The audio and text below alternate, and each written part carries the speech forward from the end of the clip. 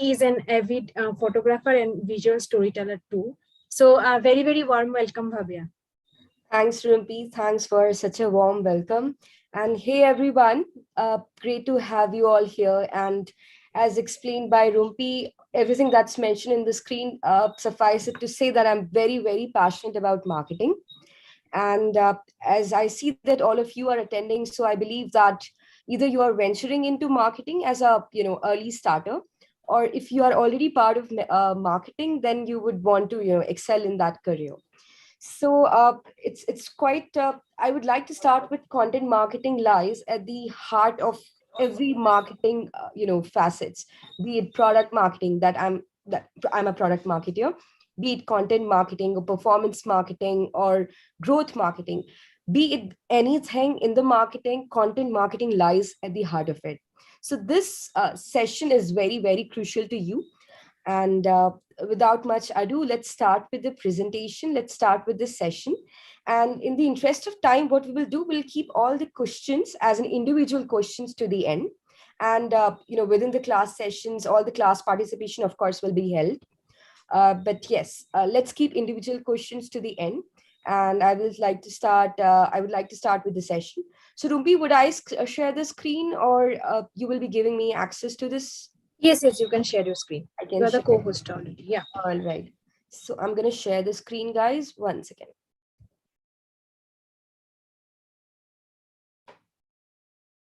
Is it visible to you? Yes, it is. Yeah. All right. Perfect.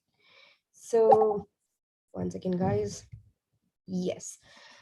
All right. So before starting with content marketing, guys, or rather understanding the importance of it and then going towards what, why, how, and others, I would like to show you an advertisement by IKEA, which happens to be one of my favorite advertisements of all time. And I think that all of you, or I guess most of you, must be familiar with what IKEA does, right? So there was this campaign by IKEA that says time is money. Now we have all heard this right from our childhood, and at times it sounds very rhetoric, but is it for real? Is that what IKEA wanted to show? So I'll be switching on, or rather, switching on this video, and let's watch it and then discuss it more. So let me know if it's audible.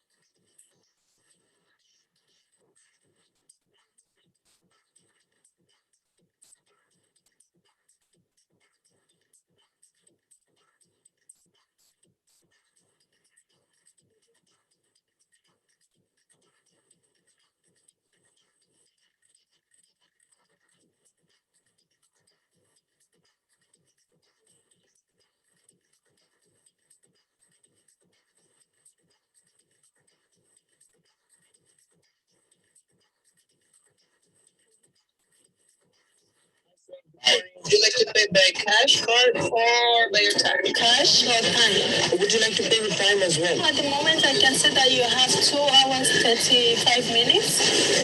Can I pay for these small items with my time? For this one item, sir, that's a total of 45 minutes. And for these 3 items, it's a total of 1,800 dirhams, sir. That on time, this on card. Would you like to have a blue bag? It's only 2 minutes of your time. 45 minutes, thank you.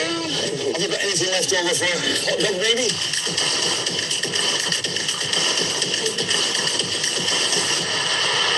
Everywhere.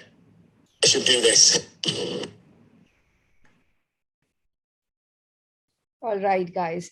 So I hope everyone enjoyed the video like I do. And I think this is the umpteenth time that I've watched this video. The idea that time is money, was it rhetoric or for real? Through this activity, IKEA made it possible for its customer to realize that time is actually money. Unlike India, what IKEA does is it has stores on the outskirts of other cities in other countries. So people often travel a lot to reach to the store.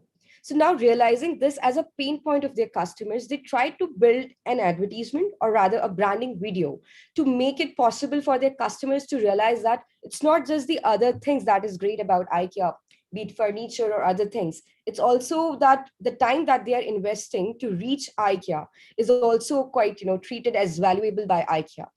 So this is an excellent, in the marketing fraternity, this video is quite famous. This is an excellent example of how you build a very, very interesting story, right? So now you need to understand that there are different stages of buyer's journey. There are different customer persona type. So now this may sound as a little generic to you, or whatever I just told may sound as jargons to you. So this is the whole purpose of this session, to help you understand all the basics of content writing, content marketing.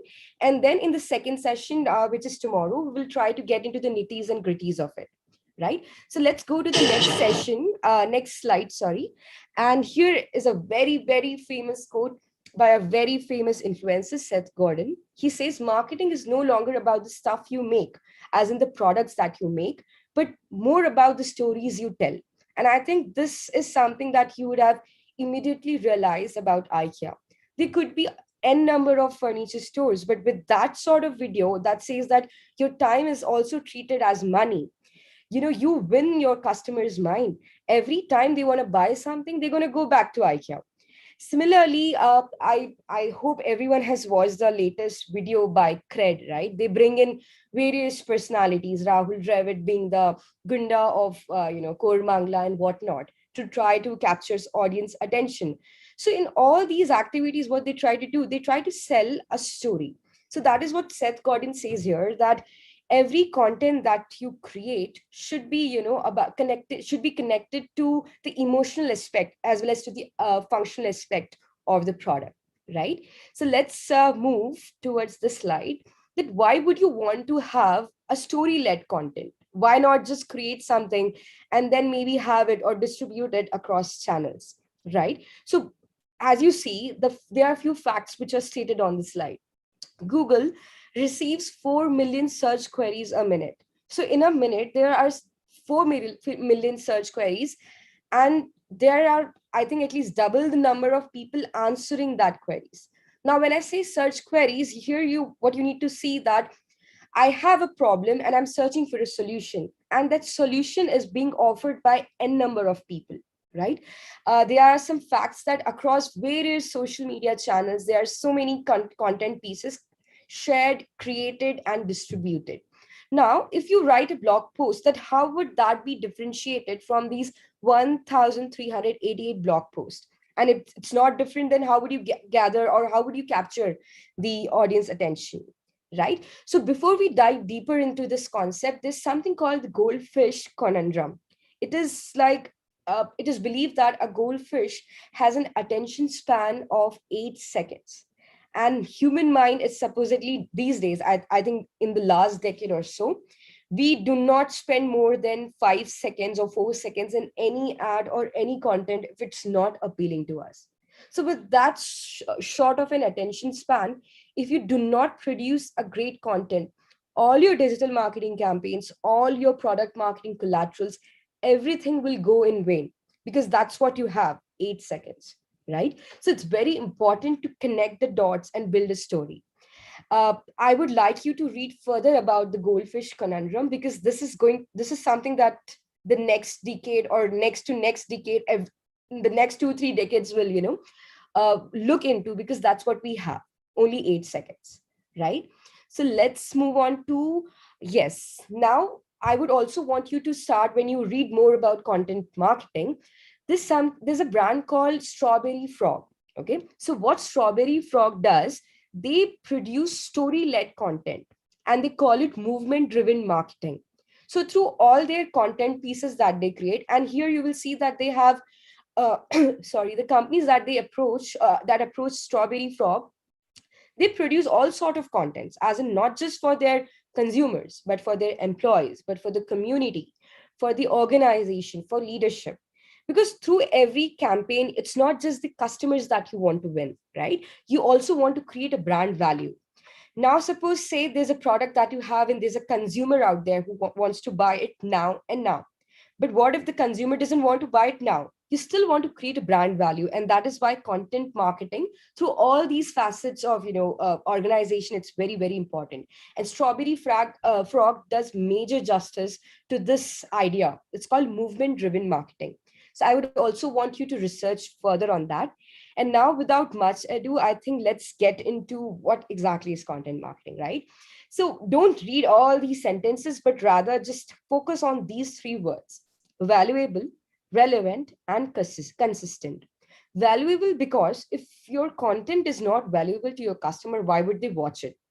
Relevant because I want to buy a piece of jewelry, but if you're showing me an advertisement that is remotely connected to jewelry, why would I watch it again? And consistent. Here, consistent, treat that word as a consistent messaging. As in, you show me a story today that is consistent with your brand value. Now, tomorrow you produce another piece of content that should not talk about totally different thing, because in that case, you're showing me different brand values every day, right? So you want to be consistent with your messaging. You want to be consistent and relevant and valuable. That is what these are the three core pillars of content marketing, if we are to tell that, right? And next is valuable, right? So now let's realize those three facets of content marketing with the help of the IKEA video that we watched. So the question is, so does IKEA's add value to its customer, right? If you are to answer that, I think if you realize it both emotionally and rationally, why? Because the time that you're spending there, with that time you're able to buy products. So of course there is a rational attribute attached to it. Emotional because you feel that IKEA cares for the time that you've spent to reach there, right? So these two, emotional and rational, should be something that you need to keep in your mind while you're devising or you're coming up with a content strategy. Next is, okay, now that we spoke of is the goldfish conundrum. That is when you create pieces. And what happens that, suppose say in Facebook, you created a piece of content and now there are hundreds of other brands, or 5 different brands that, or who are your immediate competitors. They're also, creating the same kind of content. Now what people do, what they would do, skip ads. Even I skip a lot of ads on YouTube and where not. And all I get is 5 seconds.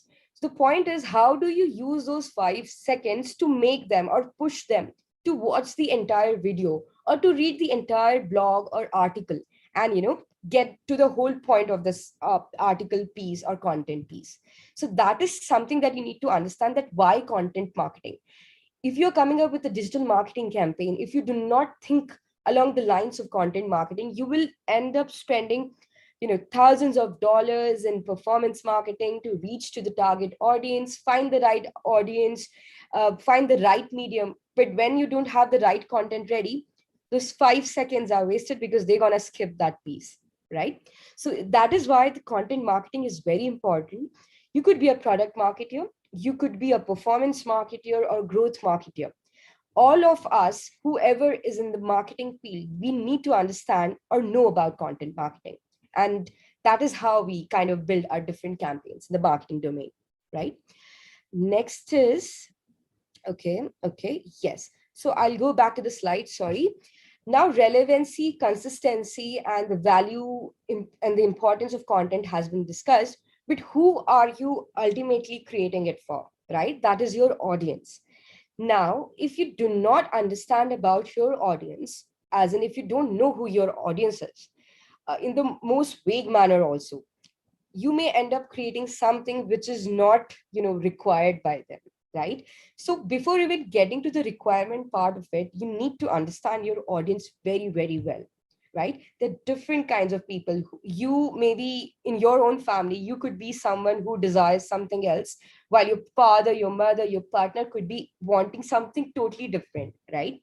So whoever the company that is targeting you or your parents, they know about your persona, they know about your needs, about what you want, and that is how they devise a content around those needs, right? So you need to know about your audience, and that is how you start with your content strategy. Now, when I say that you clearly need to define your audience, what you need to know is, you know, what is the job that needs to be done. We'll get to that in the next few slides. Where exactly they lie in the decision process or in the buyer's journey. Are they someone who's ready to buy the product? Are they someone who don't know about your product at all? Or are they, someone who is like, they're evaluating your product versus something else out there in the market?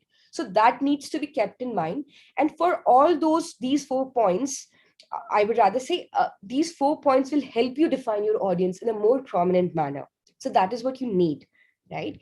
Now let's see what are the things that when you say you need to define audience, you need to take care of. Let's say, okay, first point is, who is your audience, of course, but what is their demographics? What is their age, sex, education, income, in what part of the country or world they lie, right? This helps you understand the demographics of the audience. Now, I don't think so that you or someone who's staying in your, say, neighborhood, someone who's your neighbor, stays in the next apartment also would fall in this category, right? Your psychographic needs or your emotional needs could be very, very different. And that is where we come to the second point. What are their psychographics? As in, what motivates them? What do they need? And if they have to satisfy a personal desire, what is that desire, right? So demographics, psychographics, and the third is, where do they lie in their purchase journey? What kind of decision they want to take, right? They could be, as we discussed, someone who totally doesn't know about your brand. It could also be like they don't even know that they need a product, right? So you need to understand where they lie in the consumer journey. And when you achieve or know about these 3 points to, different, on the right side, you will find different points through which you can gather. The first point you can gather through focus group discussion or personal interaction, could be secondary research also. Third is when you interview current customers, or you kind of go back to your analytics and understand that, okay, ABC bought these products from me. What do they like in their lives, right? So those help you understand the psychographic needs of your customers. And finally, the purchase decisions. As in, let's say you are doing some web analytics, and pardon me if I'm using these words and they sound as jargons to you, but we will cover all these points later. Suppose someone visits your website and you kind of, seeing that, okay, the person has visited this page, added this item to the cart, but left your e-commerce website. So you know that the person has a high intent to buy, but maybe for some reason the person is not buying. But at least now you have figured that they have passed through certain stages of, their journey, and they want to buy something. So some sort of analytics definitely help you understand where exactly they lie in the purchase journey. Now, there's a question which is open to the forum now. Okay, I've explained to you total 3 points, but how else can you understand about your audience? So, guys, this question is open to you all, and feel free to share your ideas and your thoughts. Could be right, could be wrong, but just have it all.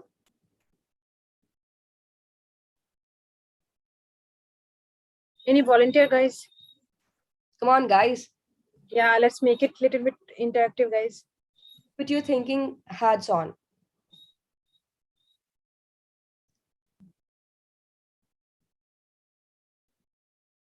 No one?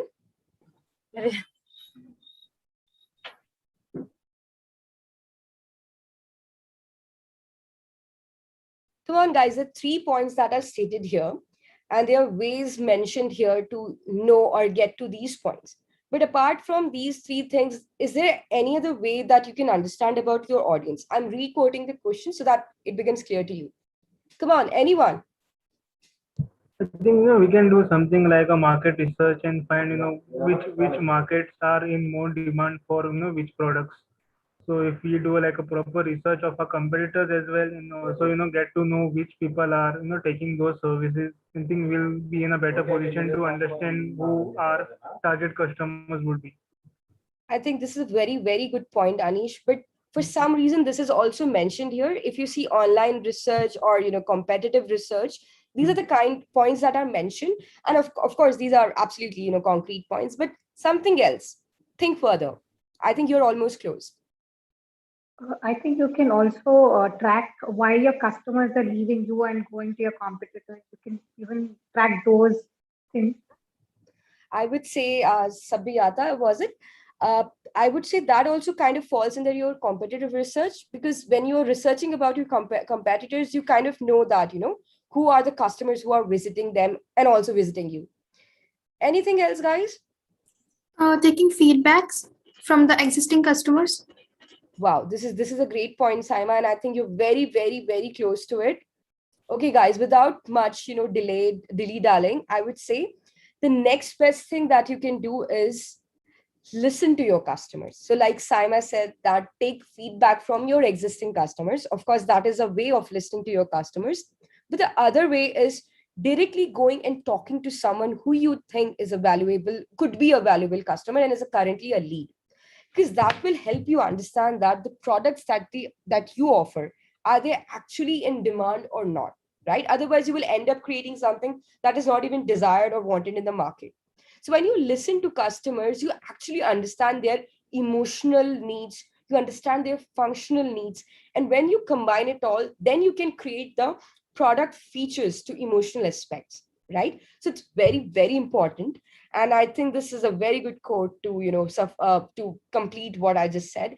Amazing things will happen when you listen to your customer. So I think, Saima, you kind of nailed it. And yes, you need to listen, and you not just need to listen to them when you want them, or as in you want them as a customer, but also when they have become your customer. That is also when you need to take the feedbacks, because they help you improve your marketing strategies, they help you improve how to present or take your products into the market, right? And all right. So now, guys, we will be touching upon a very, very important framework, that there are various frameworks in content marketing, okay? But this framework is something around which the other frameworks are also based. So if you kind of understand this concept, trust me, you have actually, like you've started in your content marketing journey. And this is called JTBD, Jobs to be Done framework. And this was proposed by Professor Clayton Christensen. He was a Harvard professor. He said that people normally hire a product or a service to get the job done. Now, you would say, what is this job done, right? Because normally we associate jobs with employees and companies and managers and whatnot. But you need to understand that if I bought, say, this piece of cup, the job that I wanted to, complete through this cup was to either drink water, coffee, or tea, right? So that is the job that I wanted to get done. Now, how to paint the cup, how to shape the cup, and how to kind of, market it is totally independent. But my core need was to have a cup of tea. So that is what everyone wants to do. So that is what Clayton Christensen's defined as job. Now, one second. Yes. Now, if we are to look at what exactly is this job, we can say that a job is a problem a person is trying to solve. Customers don't really buy products, they hire them to get a job done. And next to these lines is a quote by Henry Ford. He said, if I had asked people what they wanted, they would have said they wanted faster horses, because that time the concept of cars or motor vehicles, these didn't exist. So what they have seen was horses. Okay, how do I get a faster horse? So that was their need. But what to do around that need is totally up to you. How to design a product, how to come up with a product is totally up to you, right? And then once you come up with the product, how to market it, how to color it, how to do any sort of marketing activity or prepare a piece of content around it is totally up to you. But you need to understand that that is the job, that is their need, that is their necessity, right? And around this job are two dimensions, functional and emotional, as what we saw through that IKEA ad. That is what I was emphasizing back then, that these two aspects, functional and emotional, you need to understand. Emotional is how they will remember you as, functional is how they will use you as. So these two are very, very important aspects of job to be done. And this, guys, happens to be one of my favorite framework, and I always think of it as the inside out approach. Why, what, and how. As in, why do I want to market this thing? And if I want to market this thing, as in, like, what is the job that needs to be done through this? What exactly is the need of the customer that I'm trying to fulfill? So that is how I start writing my content, with why. What I want to do, as in what would be done around it to achieve that why, is the next part of it, and how it talks about the various features of the product or various features of your program that kind of fulfills that why or the vision around it, right? So let's move on, guys, and let's see that when you uncover jobs to be done, or when you try to find out that what exactly your customer is trying to get, or what is it that they want, you basically are asking these 4 5 points. You start with, say, do you remember the first time you thought about buying a product? Okay, if you're buying a piece of jewelry from Tanish, what was your first thought that was there, right? Tell me about the first time you had a thought that I need to buy a new piece of jewelry, or a new piece of pen, or a perfume. What problem or dilemma were you trying to solve when you bought the product? So, what exactly was it that you were facing that you wanted to buy a piece of jewelry? Of course, there could be aspirational aspect also. It doesn't have to be that I needed a jewelry. There could be some aspirational aspect to it. But yeah, something has to be there, right? That prompted you to buy that jewelry or a perfume. Tell me about the old mattress, cell phone, etc. Tell me about the old piece of jewelry that you had, and why would you not continue with it? Why do you want something new? When you bought this product, what other options did you consider? So when you were buying that piece of jewelry from Tanish, did you consider some other brands or not? So when you kind of try to uncover, guys, the jobs to be done, and you figure out all these points, you basically get to the core of the situation. Why, what, how, like I was telling you, right?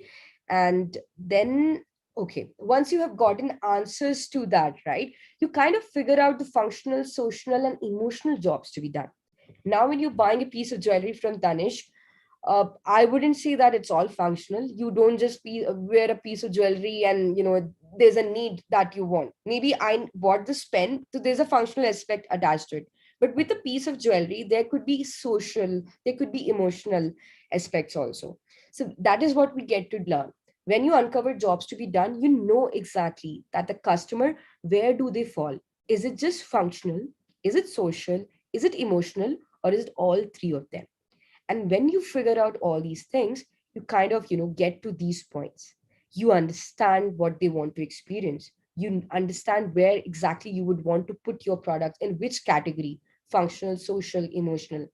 And when you nail down all these points, when you know that this is the purpose, this is what they want, this is what they need, that is when you define your purpose, brand's purpose. Apple's, if you go and read about Apple's brand's purpose, you will understand that it is very simple a statement. They want to make a technology that is very super smooth and fluid for their customers to use, and they want to give their customers a unique experience. Any of you who's using an iPhone or say any Apple product will agree to this. Technology is flawless. There are different aspirational aspect to it. You use a phone and then you feel great about it. So that is how they got to their brand purpose. They understood what the social, emotional, functional needs of your customers are, and they attached it to their brand purpose. Right? Now that we have learned a little bit of theory, let's move on to the next slide. And here we will learn how do we get to that messaging using JTBD framework. Like I said, and like how Saima also told, speak to your audience, because when you speak to your audience, you will understand what jobs they want. Now, in this case, for the ease of understanding, I've taken Antwak's example, because as we all know about Antwak, since we are here, it's easier for us to connect and understand. Now, when you speak to your audience, when we speak to Antwak's audience, what we understand, they want to learn from industry experts. They want to learn from professionals who have been there, done that. They want to get a live hands-on training of projects, right? They want to actually apply all these theories that I'm teaching you right now into some live project. They are kind of gotten bored of recorded sessions by, I'm not going to name the brands because that's not what we do here. But yes, there are brands that record the stuff and distribute. So they have kind of gotten bored of that recorded stuff and they want some peer interaction or some live interaction. And at the there's a very, very important need mentioned. They want something affordable. They don't want to spend lakhs and whatnot to get something done that could be done in, say, an affordable price range. right? And this is how, and the last, of course, I want to be job ready. You want to become a marketing professional, you want to excel in marketing career. That's why you are attending the session. So this is how, these are the points that you get when you speak to your audience. Next is cluster the jobs, cluster the needs that you have gotten. You kind of put together these points in different buckets and you see what are the emotional, functional, and social aspect of it, right? So when you cluster the jobs, what we learn here, you let the professionals learn from industry experts. We conduct live interactive sessions and also offering affordable but high quality e-learning platform. So these are the three kinds of things that you would want or have the features in your embedded in your program to meet the needs of your audience. And once you know that what you're going to offer, you connect them to create your brand or product messaging. So what is Antwak's messaging if we are to, discuss here? Experiential learning for professionals, affordable education that's not heavy on pockets, be job ready with essential skills. So that is how, with the help of Antwak's example, we see that these needs are connected to these features and further they are connected to create a brand purpose. Similarly, you can also create a product messaging. Suppose you are working for a B2B company or a SaaS company. What you can do is you can create a messaging around your product, understanding what exactly your customer needs, and then connecting those dots with the features of your products, and then creating a product messaging around it. So that's how we position our brand. That's how we position our products. So I hope, guys, this was a little bit clear to you. And I would like you to go further and, thoroughly read about it, because that's when you will understand through through various examples that what exactly was the job of a customer and how that company is solving that job. But of course, we will discuss few examples in this session today. But I think that would not be just sufficient for you to understand it. You need to practice it also, because the exercise that you will get at the end of tomorrow's class is something around this. So you need to nail down on this, need to understand these principles very well so that you can excel in your project also, guys. Okay, so this is a wonderful example and I just love it. It's Disneyland, and I think, this is beautiful picture also. If you see this Mickey Mouse and all these characters, there's a castle behind it, and it's a whole new, it looks like a holistic experience that a kid would want to have. So if you look into these points, okay, let's discuss these points in detail. So what exactly is the job that's getting done here? So suppose there's a kid, that kid says, help me escape reality into storytelling experience with my family. So help me escape the realities of life and take me to Disneyland to experience something which is like what I've seen in the cartoon channels or different platforms. The experience that they walk, or rather Disneyland wants to give them, everywhere in the park, guests need to feel like they are in the fantasy land. So suppose you're walking this road, you get to see an ice cream parlor there. And who is offering that ice cream to you? So Mickey Mouse is offering that. So everywhere you move across this Disneyland, you'll get to experience that surreal feeling that you want to get, and that is away from your reality, right? So that is the experience the customers or the audience or the people, the participants of Disneyland want. The job that they want, of course, is that they want to escape reality. And how would Disneyland integrate this? And would rather, I would say, like, how do they achieve that? They create characters in movies who can roam around the park and greet guests. They build tall walls and castles so guests can forget what the outside world looks like. I mean, that is what they were telling there, right? That they want to experience something surreal. And they would also get some rides and some thrilling experience through this. So this was a Disneyland example, guys, through which you can understand that this was the job that Disneyland understood that their audience or their participants want. And this is the experience or the integration they did to achieve that job or to fulfill that job of their audience, right? Another great example, of course, this we have discussed before, and we will discuss again. And what you see here is a setup by IKEA. And if I hope that most of you have experience, but if you have not experienced, you can see that there is a closet, there's a bed, there's a lamp and this whole lot of thing, and it doesn't look like a store, it looks like a bedroom altogether, right? So here, guys, what was the job that wanted IKEA to be fulfilled for their audience? Their audience wanted to furnish their home today. So what did IKEA do for that? At every point of interaction, guests must feel like IKEA services are very convenient, and how they can imagine how the furniture should look like in their own apartment. They should look like very stylish. And not everyone affords, say, an interior designer who can come, and tell them that how the things should look out. And not everybody has a taste that, they know that white or black will go well with what not.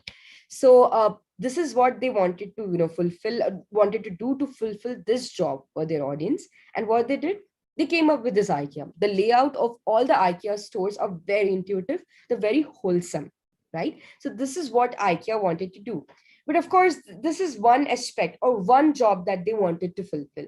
So I'll open another question to the forum and let's discuss, how would you define the JTBD for IKEA?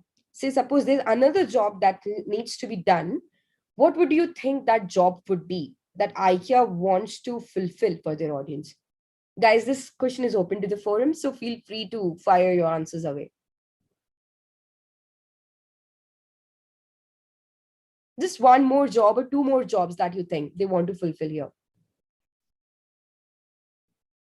IKEA actually has a very unique like product design, unlike other furnitures where everything is fixed. You have to you get everything separately and you can easy to fix. Awesome, So, awesome. I think this is exactly what I was searching for, Sabhyata. And is there anybody else who would want to add to Sabhyata's point? It's like do it yourself kind of thing. Do it yourself. Okay. Somewhat, Matthew, not exactly. Anything else, guys? it reduces space, right? Like they kind of have an idea to reduce the hollow space that most of these furnitures occupy. I think that is the idea behind that whole thing. Do it yourself thing. Yeah, do it yourself and get the best out of the limited space that you have, right? Yeah, that's what I was meaning to say. Yeah, Sabhyata. Anybody else, guys, or is this Sabhyata here who has put her thinking hat on? And the user. Sorry? Interior designing can be one. Interior designing, yes. I think, Neha, that's what we discussed, that not everybody affords to have an interior designer. So what IKEA does is they create something which is so beautiful that you will go to buy a piece of lamp and you will end up buying a flower or a vase or a flower pot or a cupboard. Like, I don't remember that I went to IKEA once and I came up with just one thing. It's never that, right? So I think, guys, we can dive deeper into this and ask more and more. I can look for more and more answers, but the best answer was, Sabhyata, that word that you use, easy. They make it very easy for their customers, So that is one job that everybody wants to do when they are building their house or designing their house. They want things to be done so easily and so smoothly that they don't want to, bring another handyman, another carpenter, another interior designer, and what have you. They can bring all these people, have n number of discussions with all of these, and yet feel like I'm not satisfied with what I've gotten ultimately, right? So what IKEA does, they make it easy for their audience. They kind of put all these things in a flat boxes, and they give you the option to just use few things and kind of transfix and put them all together. So that's exactly what IKEA does here. They just don't do one job, or they do not just get one job fulfilled, that is to help their customers furnish their house, but they make it very easy for them. They make it a very good experience for them, right? So this is the job that they wanted to get fulfilled for their audience. And I think with Disneyland's example and with IKEA's example, I understand, I hope that you guys understand that, what is this JTBD framework and how do you going to start when you, because if you do not understand the jobs that need to be fulfilled, you do not know what is the purpose of your content piece. And then you will just end up writing something which would be part of 1388 blog post in Google out there, right? So I hope, guys, that you have understood this. And all right, now that we have understood the jobs, the needs, and the wants of our customers, We know exactly what do they want to achieve through a product, what do they desire functionally, emotionally, aspirational, social. Now what we need to understand is what is their decision making process, because it's not always that they come up with a frame of mind that I want to buy something, they end in your store and they buy something and they move. It's never the case. Could be you could be lucky in one of the 365 days of the year, but that's never happening. Also because there's so many options available outside, right? And if there's someone out there who's offering a product which is very similar to yours, who's offering a service or a fee or something or some program which is very similar to yours, why would they just consider you if they're offering it for a lesser price, right? So that is why it's very, very important to understand the consumer decision process. Let us go to the next slide. Okay, now this, guys, is my favorite PPT, and I think this is also the favorite PPT of one of my favorite professors from ISB, Professor Sundar Bharadwaj. And I still remember when he showed us this slide, we thought that, okay, this is very easy. 1, 2, 3, 4, 5 steps. And okay, you just realize these things, understand these things, and it's very easy and to understand the customer psychology. But that's not the case, and that is why it's very, very favorite a slide of mine, because if you do not understand this, then I don't know where you exactly you lie in your marketing journey. So this is called decision making process, uh, uh, uh, cycle or steps. But in other words, we also call it a marketing funnel. Okay, why marketing funnel, you will understand now. So it normally starts with problem recognition. I think that's what we tried to do earlier, jobs to be done. IKEA understood what is the problem of their customers. Disney understood what exactly their customer wanted. So they have kind of understood the first point. Now, guys, second and third step is very, very, very important, because to fulfill this need, your customers will do a lot of research and they will watch out for a lot of alternative options. They will do their evaluation and then they will arrive at a conclusion and buy something, right? And once they have bought something, it's not always that they're going to be satisfied. You always see, right? There's so many posts out there that a Zomato or a Swiggy guy did that, did whatnot, right? That kind of brings a bad press to them. But at the same time, there are a lot of good brands like Airbnb. They do something great, and the customers share a lot of good feedbacks in their platforms, and that is what we call post-purchase decision evaluation. In other words, it's also called customer advocacy, right? Your customer advocate for it. Now, how do we put together them in different buckets? The first is called the awareness phase. This is the awareness stage for you, because it's not for just for you, for your customers also. This is where you will understand or get aware of your buyers or consumers or your audience's need. Guys, I use all these words, okay? Buyer, consumer, audience, don't get confused. These are three different words, but they more or less they mean the same. Buyers, consumer, audience. You kind of understand what they need. They also understand what you offer. So that is why the first stage is called awareness stage. And how do we reach out to this? Through JTBD framework that we discussed. The second and third stage is called consideration stage. This is the stage where they will evaluate you vis-a-vis some other brand. This is the stage where they will consider your products. And trust me, guys, this is second and third is the stages where customers, your leads, spend most of their time, and also most of your marketing efforts and everything will go in the stage. When you come up with a digital marketing campaign, you want them to click the ad, but you want them to visit your website, you want them to visit that product page, you want them to sign to a newsletter to stay updated, to stay connected with you, right? This is what we want to do. So this is the consideration stage. And trust me, if you have taken your customers till here, they might not buy your product immediately, but they will be kind of, they know it, they know about your brand, they know about your offerings, so they might return back to you at some point of time, right? So that is why second and third stage, I feel they're very important. Next is the purchase stage, like we discussed, and finally it is advocacy. So along these 3 or 4 buckets, your customers goes, and it's not always linear. Okay, they can also go to and fro. They can also go from purchase to finally to awareness when you're offering a new product.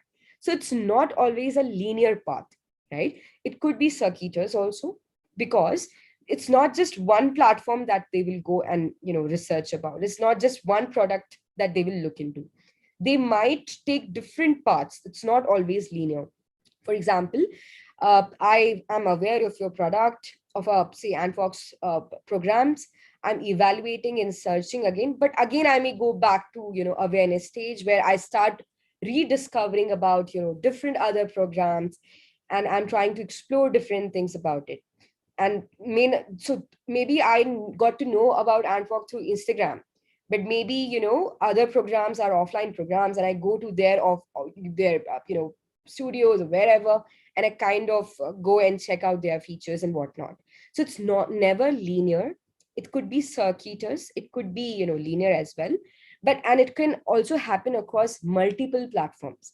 So I don't know how many of you are familiar, but nowadays we don't do multi-channel marketing. Multi-channel marketing as in marketing across, say, social media platforms, marketing offline, marketing through newsletters, what have you.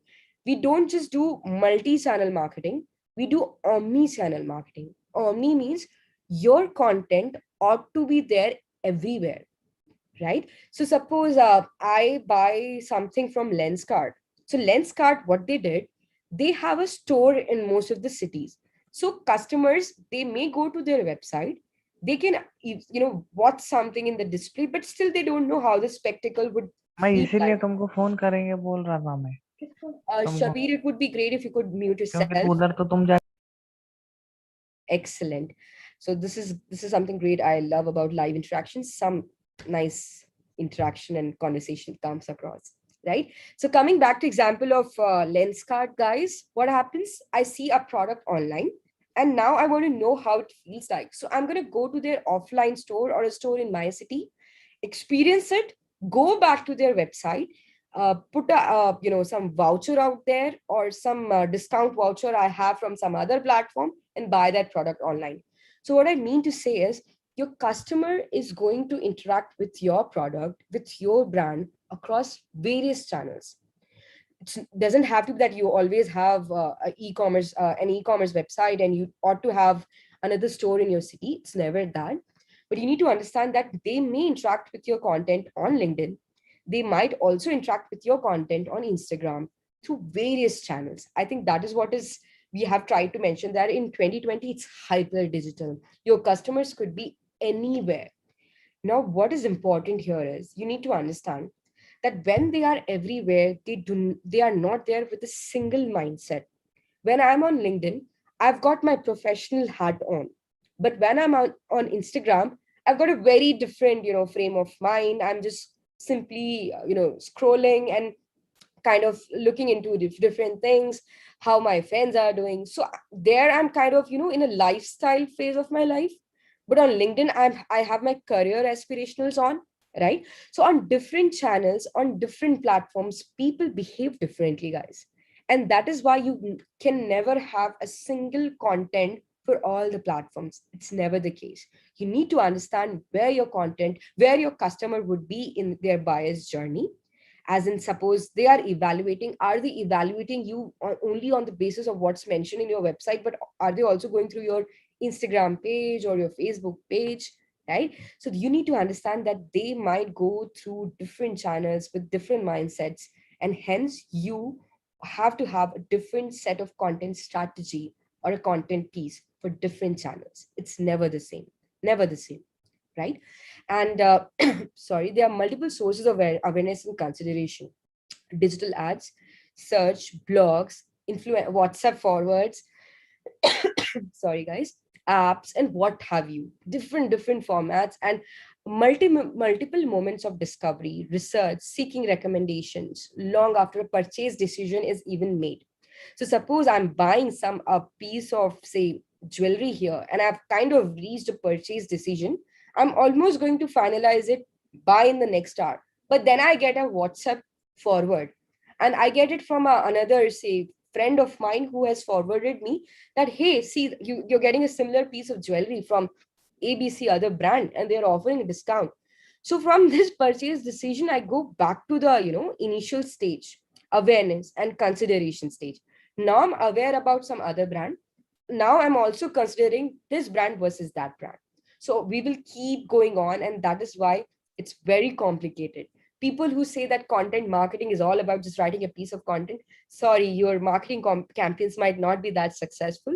Reason being, you need to understand the psychology. And that is why when I said that this is my favorite slide, because it just not completes here. It's not just something that is valuable in marketing, it is as valuable in sales also. Because when you reach in the purchase decisions, you don't want your customer to go back to stage 1 or stage 2. You want them to be hooked here. And that is how you will bring up content pieces, case studies, and a lot of other things to convince them that there's no other brand better than yours, right? So, guys, okay, there are some questions here. We may not discuss them right away, but this is something that you need to ask yourself, right?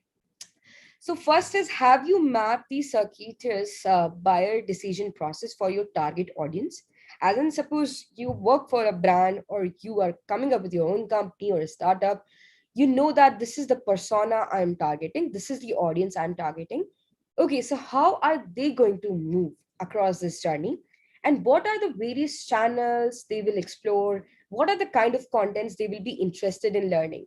I cannot promote, say, a long piece of article on Instagram. No, maybe, but a very nice infographic with some very visually appealing, colorful image on Instagram might make my customer or a lead to click on that advertisement and go to my website or go to my products page. So have you mapped the circuitous buyers decision process for your target audience? This is something you need to ponder upon and think on yourself. Second is, how's your content or advertising piece or content marketing strategy optimized for this behavior? Like, have you come up with the strategy, or how do you come up with the strategy to make sure that your customer doesn't go to and fro? They just go up and follow that route, and you take them towards, purchase decision, and finally you get a very good customer advocacy out of them. You get a very good review from them, right? So you need to understand or think through these two questions, because that will help you understand or learn, this very, very important decision process. We also call it marketing funnel, and I would request you to go and Google about this marketing funnel. All of our MBA classes started with this, ended with this, I can say that. So this is about the buyer decision process, guys. And next, let's move to the personas. Now you have understood what job needs to be done. What is it that they want to get from a product or a service? Now you have understood that what are the various stages of the purchase journey they go through to get that job fulfilled. But now let's go and dive deeper into what is the customer persona. What exactly is that customer, right? And you will never have just single persona. It's unlikely, it's highly unlikely. You might have, say, 2 to 10 to 20 personas also, but I would always say keep it to 5 or 6. Don't exceed more than that. Combine your demographics, combine your psychographics, and put together all of them to create different personas. So let's dive deeper into this, guys, and understand more about it. First thing first, why do we need personas, right? Because you cannot create a content that speaks to all of your audience. Your customers, different set of customers, may have different pain points. Suppose your company offers 4 products. Suppose your company offers 4 different programs, right? Now, across these 4 different programs, your consumers may have different pain points. If you do not understand about the pain points, you may end up advertising or marketing one program to some customer who doesn't even need that. So that is where you need to understand your customer persona, their pain point, so that you understand that what are the challenges they are facing and how would you overcome them, right? Then once that is done, you have understood the pain point, you write a piece of content that is like highly targeted, and that is that that okay, that customer reads that, they're going to read and stay or spend more than 5 seconds or 8 seconds than a goldfish would, right? So that is where enter persona based content marketing, creating and promoting content with a specific buyer persona in mind.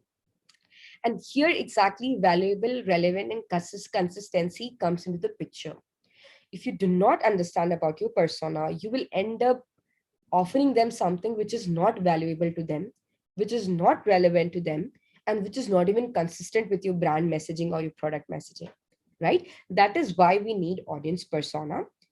And I would like to maybe personally quote, a few examples here, that this has happened with me in my personal job, that I ended up creating a content piece for, say, someone in the consideration journey, that person didn't even need that product.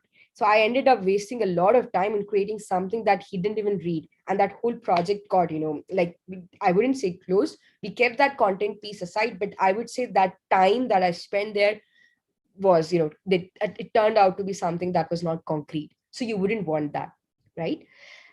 What is a buyer audience persona? Good question. Now that we're discussing why do we need it, but what is it, right? So buyer personas are representations of their actual customers. Now, suppose there's a customer of yours, John.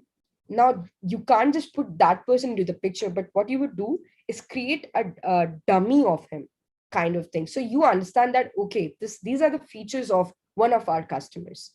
So taking into account who they are, what they're trying to accomplish, what are their goals, and how they behave throughout the buying cycle.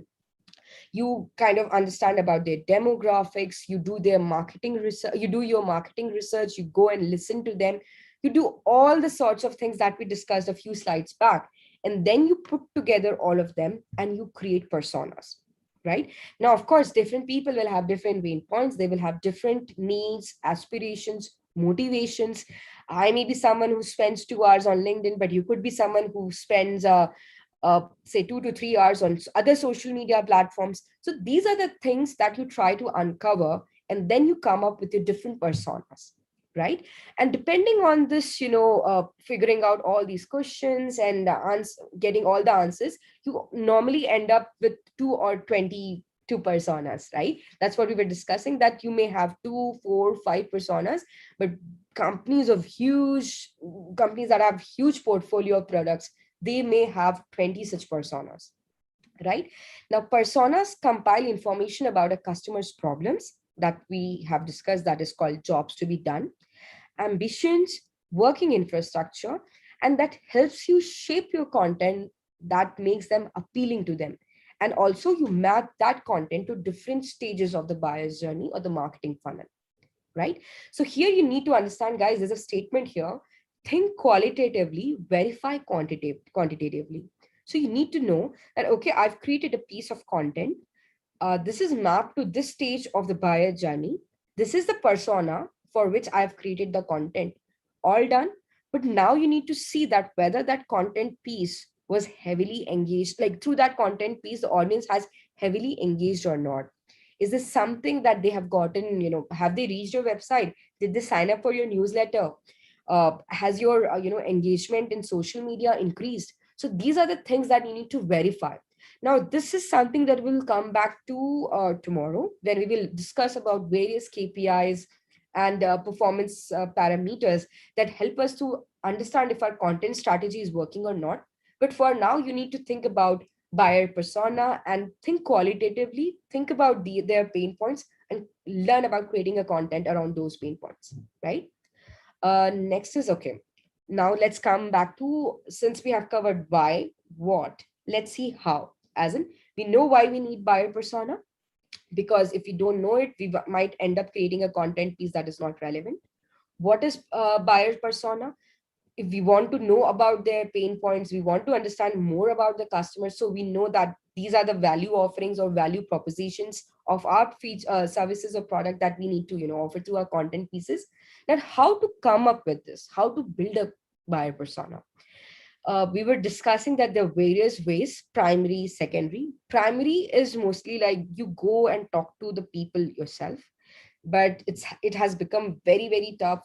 It's very important, it's extremely important to interact and have, actual conversations with your customers. But you may be sitting in India, but your customer may be in the US or the UK, and you can't always have, like, go and sit down with them. Of course, live sessions and the whole work from home setting and all makes it possible for us, but still there are some pain points, and there's some bottlenecks associated with that.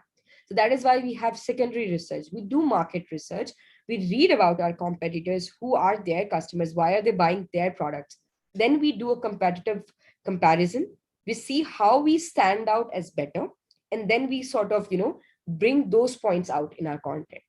But to even go, we wouldn't go there that far in today's session. That is for tomorrow, when we will come up with a content strategy framework. But now, to understand how to build a buyer persona, let's guys discuss here that, okay, let's start with demographic and the background information. What you can try to find out is the job title, career roles, and responsibilities. What is their income? So you know which income bracket they fall into.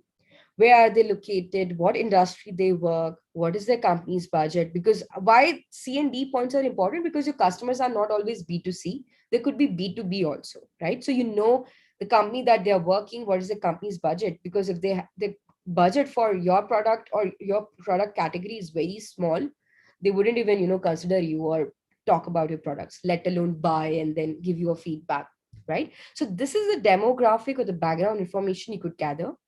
From there, you should jump to behavioral information, as in what keeps them up at night. What is it that they try to read or know or talk about or maybe listen to at night?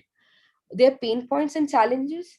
What is their role in buying? As in, suppose it's a B2B company, you have approached someone, but are they the kind of people who can make a buying decision? As in, does the person have the authority to buy your product? No, right? Maybe that person is just someone who's using who's using that product in the company, but they don't have the purchasing authority. So you need to know what is their role in buying. And then what is their content consumption habits? Are they someone who are who's interested in reading short pieces of content, or they are people who want to watch videos, or say they want to engage in memes like Zomato for sure. They know that they're gonna come up with memes and do whatnot around it, and people start reading about it and whatnot, right? So you need to understand their content consumption habits also, what kind of content they consume, what time of the day they consume. If you send a mail to them at 2 p.m., is it a good time to send or not? Or rather, you send that email in the morning or in the evening. So your content consumption habits or an understanding of that will help you understand what time to send, what kind of content to send. So these informations will help you build a buyer persona, guys. And once you have figured out these points, also, yeah, this is a very, very important point. Now, not all of us end up in B2C or all of us end in B2B. We may have or get different opportunities across B2B, B2C. And in these two aspects of organization, the buyer personas are very, very different. When you go or we talk about B2C, that person may have the sole authority to buy.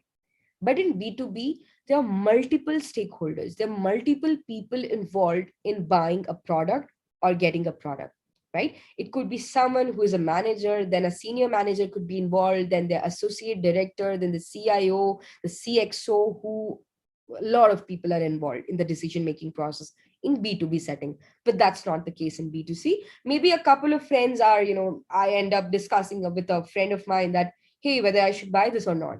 So that's a different interaction. They may not pay for me, right? But in B2B, there's so many people involved in the decision making process. And hence, you will not just have one piece of content, you will end up making different pieces of content in B2B. And that is why it gets a little complicated there. But overall, you need to remember that, these are the archetypes of personas: primary and secondary. Primary would be someone who has the authority to take the decision. Secondary could be someone who influences that.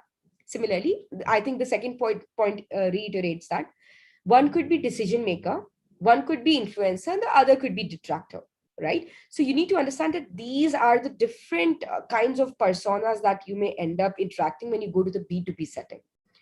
All right.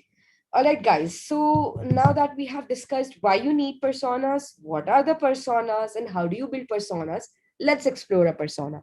So this is how this is a very good example of a B2B persona. So Sarah is a student, and Sarah, these are the points that are listed here, and I would want you to read these points carefully because there's a question that I'm going to ask you further. But yes, so Sarah is a student, and this is how her day looks like. She's basically, this persona is basically a persona for a coffee shop. Okay, there's a coffee shop out there. Let's, for the ease of simplicity, for the ease of usage and example quoting, let's say Starbucks. So for Starbucks, this is the persona. Okay, Sarah is a persona, and what they do, they kind of understand what Sarah does in everyday, in her everyday's life, what exactly her day looks like, what is her background information. So she's a 20-year-old girl, she lives in San Francisco. This is her finances, as in this is how much she earns. And don't ask me, guys, how do they get to this answer, because it's not always the information that you get from the market, but at times you kind of understand that, okay, this is a persona I'm targeting. Suppose this is the pen and it's a 45 rupees pen, so maybe I'm looking forward to some people who earn, you know enough to buy a 45 rupees pen, right? So these are the informations that you intuitively also arrive at. It's not always about primary or secondary research. So coming back to the persona here, this is the background information, these are the finances, this is her online behavior, these are the platforms she interacts with. What exactly is she looking forward to? As a customer, as a coffee shop customer, what does she want? What influences her? What are her brand affinities? So as you see, she's a coffee shop customer, but coffee shop is trying to understand what are the kind of brands she interacts with. These are her hopes and dreams, these are her fears, and this is what makes her life easier. Now, reading about all these points and thinking about, she being a coffee shop customer, what do you think is Sarah's JTBD? As in, what is the job that Sarah wants to get done? This question is open to the forum, guys. Let me hear out the answers.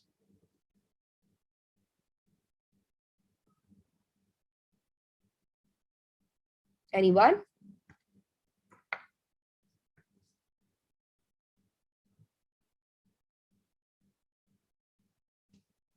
Come on, guys, the answer kind of there in these points itself. You just need to read it carefully to understand what is exactly Sarah's job, as in what is the job that she wants to get fulfilled through this coffee shop. Because if you don't understand it, then I think you're going to find it, the next assignment that you get in your session 2, very, very tough. Come on. So, may I answer this? Yes.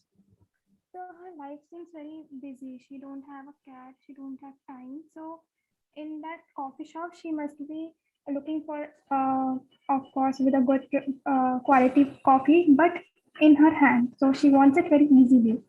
A person or somebody can give her in her hand, and she can keep indulging in her laptop and books. Okay. So basically, Saima, you're trying to say that she wants a coffee, but she wants a good experience also of sitting there at ease and all, right? Yeah, she wants it easily. Yeah, yeah. Any other guesses, guys, or any other answer? She wants a place where she can work without any distractions. Nice. And at the same time gets a coffee also, hot coffee also, right? Right. Any other answers, guys?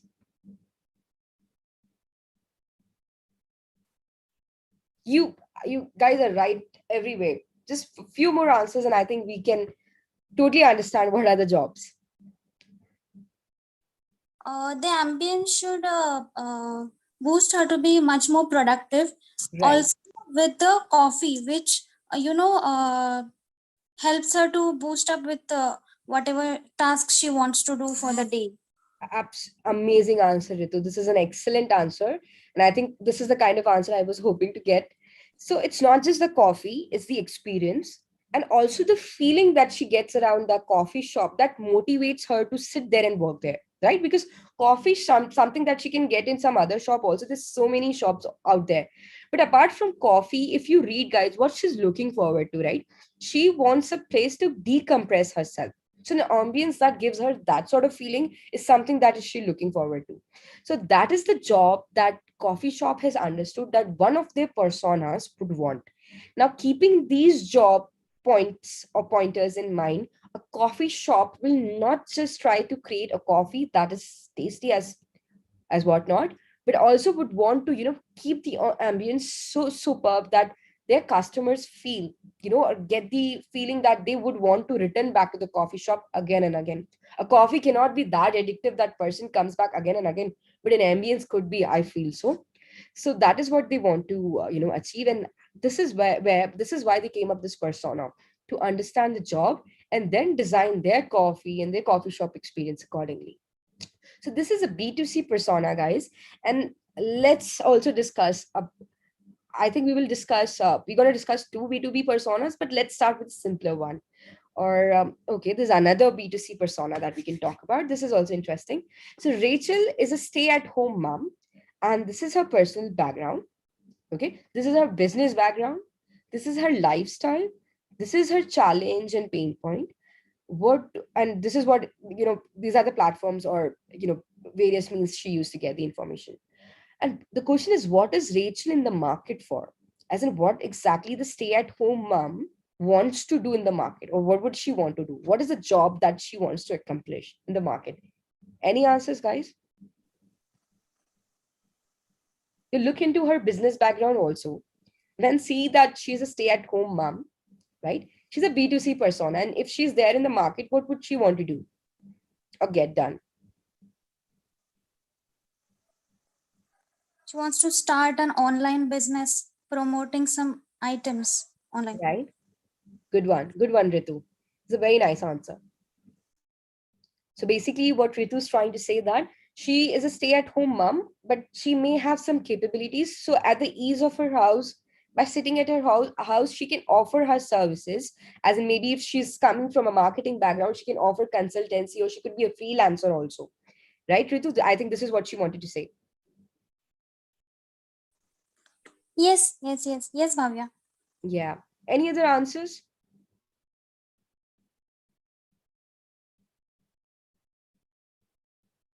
Come on, guys. Yeah, guys, please answer now.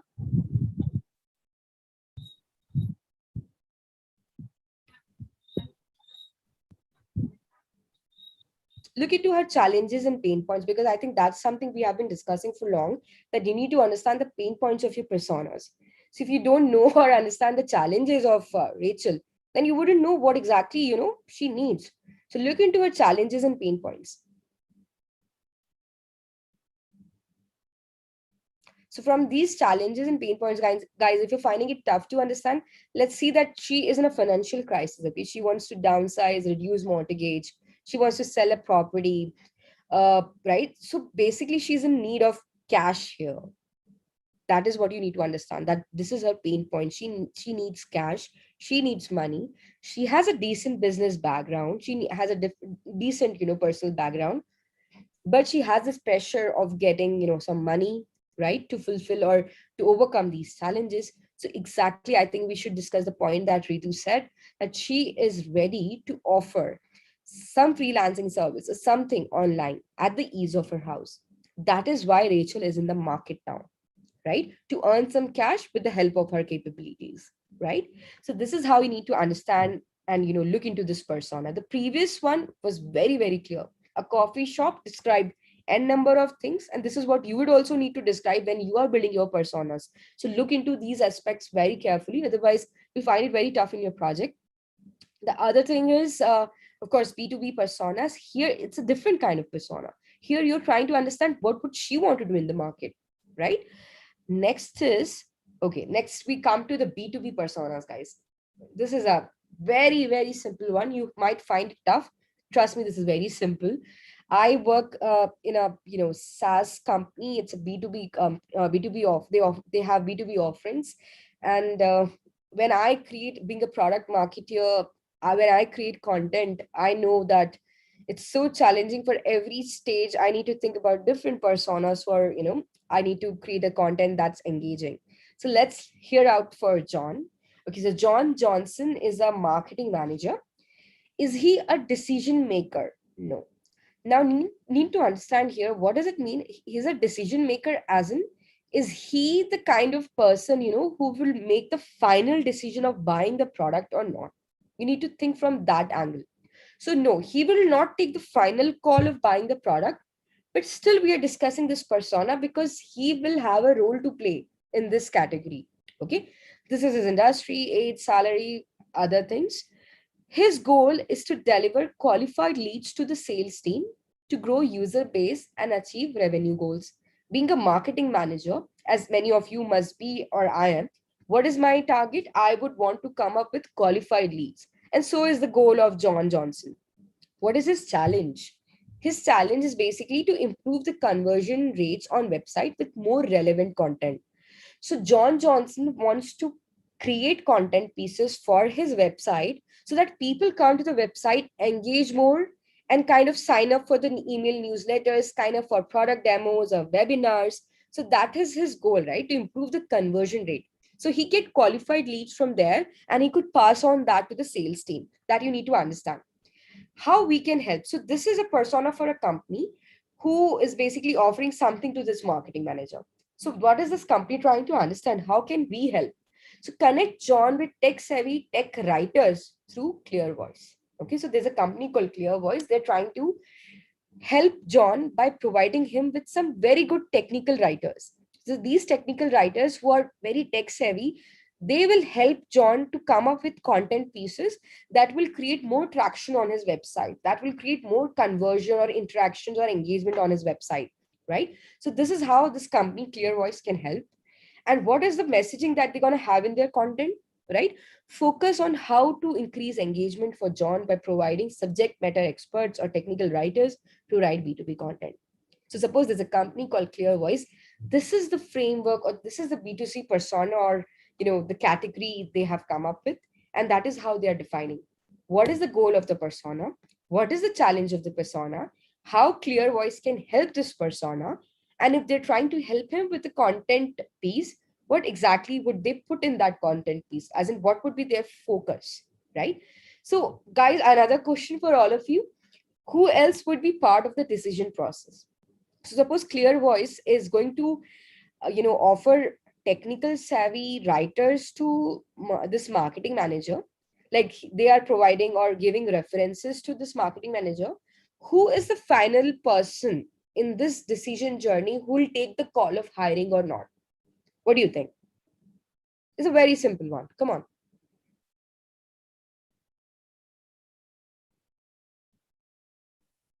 This is a Marketing company, head, guys. business Sorry? head. Marketing head, business head. Right. Yes. Those two people come to my mind. Absolutely. Marketing head, of course, because he's a marketing manager. Of course, he's an influencer in the decision-making process. But marketing head is the sort of person here who will think about hiring that technical savvy writer basis, previous basis, his or her previous projects or not. So the decision lies with the marketing head. But of course, marketing manager will also play a role here because he's the person who will interact with, Clear Voices team. He will also be part of the interview. I think a lot of us are part of such interviews, but we don't take the final call of hiring a person. But what we do, we sort of give our references.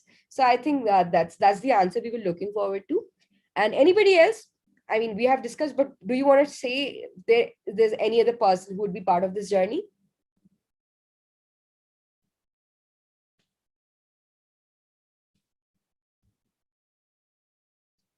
Okay, so if there's no, in the interest of time, let's move ahead and let's go to another persona. Now, guys, this is gonna be a little complicated, okay? So here are a lot of details on the screen. He is a persona, okay, and he is a top-notch persona, okay? Earlier, we discussed about a manager. Now, this persona happens to be the CIO, okay? He's a transformational leader. He's at the top of the helm, and these are his key attributes, attitude, what is his focus, what is his pain points, everything is listed on the screen. So read as much as you want, and let's see who else will be part of Luke's decision journey. Okay, if Luke has to hire someone or has to do something or perform something, who else is going to be part of, his decision journey? Is just he, being the CIO, will take the call, or other people? Answers there on the screen only, guys. Come on.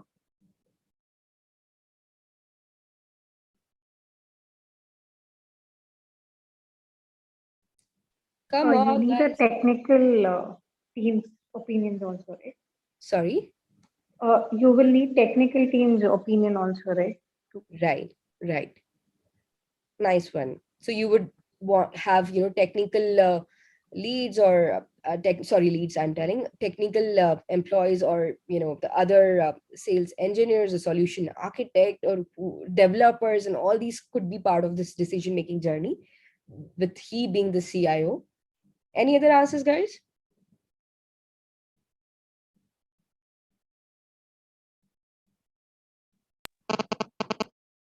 Hello.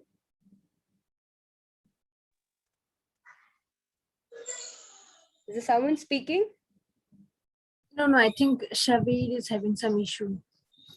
He in chat he put board of directors, CFO. I think Rumbia, that's where. So board of directors, CEO, CFO, it's listed on the screen itself, guys. Of course, they also have a very important role to play. But as you see, they all lie at the helm of the organization. Okay, CIO, CFO, CEO, board of directors, they all take the ultimate call, right? But like I think Sabhyata mentioned that there are a lot of technical other team members also that would be part of the team decision-making process. So ultimately, what I'm arriving at, guys, is that with the help of these two examples, okay, B2B persona A, John, and the B2B persona, second, which is Luke, you understand that B2B content writing process or B2B, I wouldn't say content writing process, but B2B persona building process is not that easy. Okay, there are different stakeholders involved in B2B. And because there are different stakeholders, their challenges, their pain points could be different at different journey. And hence you might end up building different content pieces for them.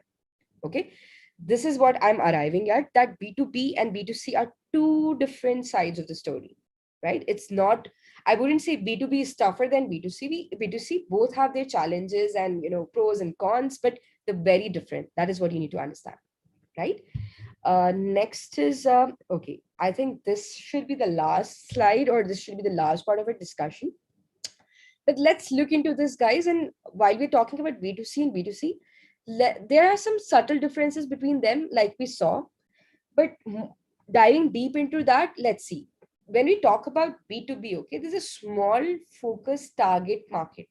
There's a product, there's a company that's out there that wishes to buy the product from this company. So there are two companies involved in this process. Company A that's offering, company B that's kind of looking forward to buy the products from company A. So that's a small focused target market, right? Now in B2C, there's a large market. Why I would say large target market? Because there's so many customers out there, because we are talking here about individual customers, not just one customer. So one point is that B2C has a large target market, B2B has a very small focus market. In B2B, there's a long buying cycle. The buying cycle doesn't get over with put into the cart, put your credit card or debit card details, buy the product, job is done. No, it's not like that. That is B2B's case, a short buying cycle. But in B2B, because there's so many stakeholders involved, there's so many people part of the decision-making journey, the buying cycles or the purchase decision becomes very, very long, okay? There's different people involved, different POCs as in proof of concepts happening, different demos happening to different set of people, and hence the buying cycle is very long. Third is less personal, more value driven, because now we are approaching to another company who would rather approach to that company's challenges and pain points than that person's individual pain point, right? So that is why it's more value driven and less personal. But in B2C, what happens? It's not just the functional aspects like we discussed, like what IKEA does. It doesn't just focus on providing furniture, but provides an experience also, right? So it's very personal and emotionally triggered in B2C case. In B2B, what happens based on relationship with business buyers? Here you will look forward to establish this relationship with business leaders also, because now that they have bought your product, you wouldn't want them to go back to some other competitor of yours. So what happens? You kind of rely on this business relationship. I don't know how many of you have watched The Office, the TV series The Office, but you will see that even there, Michael tries to build this relationship with his leads, right? So B2B is kind of, you can think about that. In B2C, products are more important than relationship, right? You would rather emphasize on product features. If I'm downloading this app should not trouble me. So apps features and these products and all get very super important, the nitty gritties of products. In B2B, audience seeking efficiency and expertise. Here, a high level of technical or see whatever services you're offering, expertise is needed. But in the B2C, audience seek deals and entertainment. They would want some vouchers, they would want some discount or festival codes and whatnot. And they also want some entertainment. So they look out for memes and whatnot to engage with you in your social media platform. Now, the another and the last point here, which is listed in the screen, is they also focus on B2B focuses mainly on lead generation. Okay, you generate lead and then they go through a long sales cycle. B2C, although it's mentioned here that they focus on brand building, they also focus on getting leads, they also focus on getting customers, but their main point is building a brand. Like I said, I don't know if you remember, but few slides earlier, I told you that you may have a customer now or later, right? So for that category, that the customer who is interested in buying something from you at a later stage, for now you would want to build as a brand so that they remember you and keep you at the top of their mind, and then come back to you later when they are mentally happy that okay, I'm in a financially good space and I can buy the product. So B2C is more on brand building. That is why you focus so much about personal brand, company or corporate branding in B2C. In B2B, it's very much about lead generation. So all your website content, all your everything is built towards to create a lead that's kind of qualified and goes to the sales cycle. So these are the core differences between B2B and B2C, guys. But there's something that is not mentioned here, and I think I don't know how many of you are actively listening or participating, but if you have listened to it properly, you would know. There's one more difference that is not mentioned here. Any guesses, guys? Come on, this is the last question of the day from my side.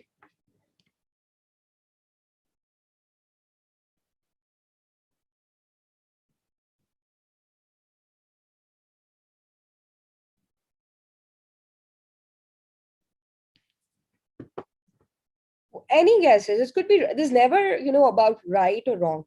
You should just think about it and put your points out. Come on. Any guesses, guys? Sorry? Is it related to finance? Like the amount of money that is involved in B2B is very high.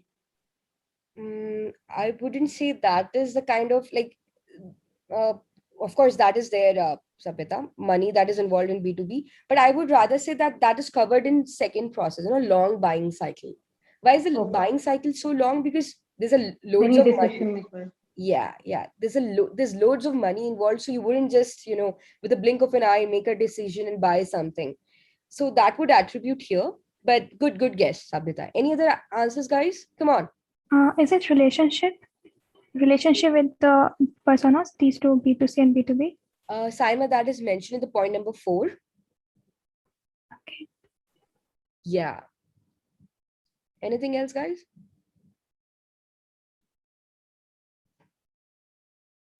Okay. I don't know how many of you can take a guess, but this is what we have been discussing. Place where we could find the people, like B2B, we are we will have to be right. I mean, we would have to meet the people in person basically, but B2C, like it's not that very much required. We can reach more online as compared to B2B.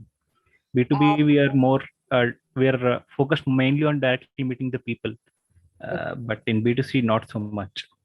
Shamant, I think few years back, I would have agreed to this answer wholeheartedly. But now that you see that because of COVID, we all have been having, like, I'm working at home for last, I think 1.5 years. I'm staying at home and working from home, and my whole team is based on the Silicon Valley. So I think that would have, still convinced me a few years back, Shaman, but I don't think so that's the case now. There's so many sales conversations, and this you can hear from the horse's mouth. So many conversations and leads and lead generation and lead interaction, proof of concepts, demos happening online. That that barrier doesn't exist anymore. That barrier doesn't exist. So I think that is something that is working out for B2B very well now. Even now, I mean, with work from home setting and live interactions, they can now reach out to a wider audience. So that's not the case, Saman, but good guess. Filtering out much more, coming to the direct target audience, which will be really helpful in B2B as compared to B2C. Uh, I think Ritu, I think that's a very important trait for both the B2C and B2B. In B2B, how it is relevant, because when you know that you have a very high qualified lead versus a lead that's not very high qualified, that is, I think, what you described as filtering, then our marketing efforts would be more focused towards that highly qualified lead, right?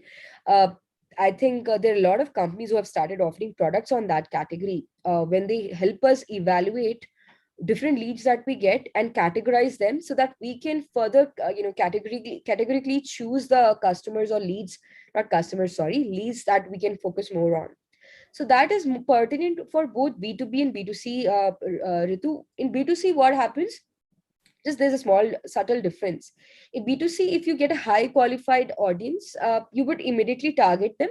But in what happens if that customer is not a high target audience, you would still try to nurture them. You will make them attend free webinars, you will make them attend or do a lot of things, you will send them newsletter, you will make them try your demo products.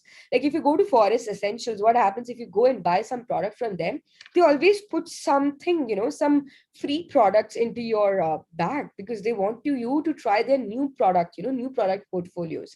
So I think here, Ritu, that's a very good point, but I think that that is important for both B2B and B2C. There's no difference in that. Any other guesses, guys? I guess it would be the volume of feedback loop, because in B2B the feedback is limited, but in B2C the feedback is quite vast. you It's know wide. uh, you know I think B2C, of course, the feedback is vast, and it's very apparent also. Like you open Airbnb and open just one property and you'll see so many reviews, whatnot. So I think yes, review point, the feedback look is, this is an excellent point. I would agree that that should be there in the screen also, that feedbacks and all, they make a very, they are huge in numbers in B2C category. In B2B, of course, because it's a small focused target market, right? You wouldn't have so many feedback. As in, if I were to take a feedback from a company, only the top person or the decision maker would give me a feedback, not the manager, the John that we discussed, right? Why would John give me a Yeah, yeah. feedback?